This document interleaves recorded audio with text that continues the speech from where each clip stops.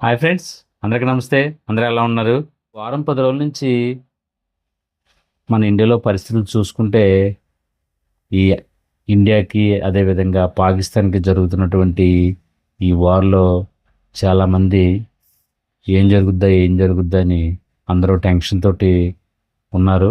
So, ఏదేమైనప్పటికీ ఎక్కువ ఇబ్బందులు లేకుండా కొంచెం మొత్తం మీద శాంతియుతంగా అన్నీ జరుగుతున్నాయి. ఇదొక మంచి పరిణామంగానే చెప్పుకోవాలి. ఇరు దేశాలు నష్టపోతాయి. కానీ ఏంటంటే సామరస్యంగా ఉండాలి. పాకిస్తాన్ లాంటి దుర్మార్గులకు మాత్రం ఖచ్చితంగా బుద్ధి చెప్పాలి. మన ఇండియా చాలా మంచి పని చేసింది. సో, ఈ వారం రోజులు ఇది సరిపోయింది. ఈరోజు ఉదయం అనుకోకుండా బంగారం ధరలు చాలా స్పీడ్‌గా డౌన్ అయిందండి. అంటే లాస్ట్ శనివారం రేట్ చూసుకుంటే రూ. 9,950 ఉందండి. ఒక గ్రాము బిస్కెట్ బంగారం ఆన్‌లైన్ ఖరీదు. ఈరోజు పొద్దున్న మార్కెట్ ఓపెన్ అయ్యే టైంకి అదే రేటు కంటిన్యూ అవుతా ఈరోజు సాయంత్రంకి రూ. 9,610కి రావడం జరిగింది. సో, దాదాపు రూ. 340, రూ. 350 దాకా తగ్గిందండి రేటు. పెళ్ళిళ్ళ సీజన్లో చాలామంది బంగారం కొనుక్కోవడం మానేశారు. బంగారం ధరలు విపరీతంగా పెరుగుతున్నాయని. సో, అలాంటి వాళ్ళకి ఈ బంగారం ధరలు ఒక గ్రాముకి రూ. 350 తగ్గడం అంటే చాలా గొప్ప విషయం అండి. ఏదేమైనా బంగారం తీసుకోవాలనుకున్న వాళ్ళకి ఇది ఒక మంచి అవకాశం అని చెప్పుకోవాలి. ఇంతకంటే ఎక్కువ డౌన్ అయ్యే అవకాశం ఉండదండి.